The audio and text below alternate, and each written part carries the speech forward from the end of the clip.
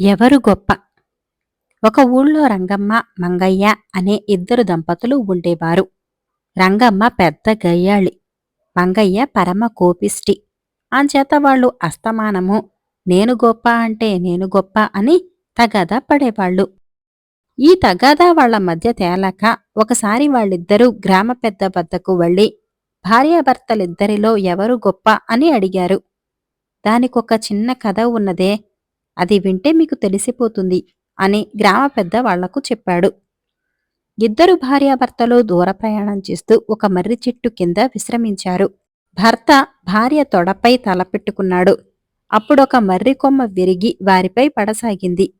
అది చూసి భార్య ఒక వెంట్రుక విసిరి ఆ కొమ్మను దూరంగా పడేటట్టు చేసింది. అంచేత ఎవరు గొప్పో మీరే తెలుసుకోవచ్చు అన్నాడు గ్రామ పెద్ద. ఇంకేం, భార్యే గొప్ప అన్నది రంగమ్మ. కాదు, అంత గొప్ప భార్య చేత సమస్త ఉపచారాలు పొందే భర్తే గొప్పవాడు అన్నాడు మంగయ్య.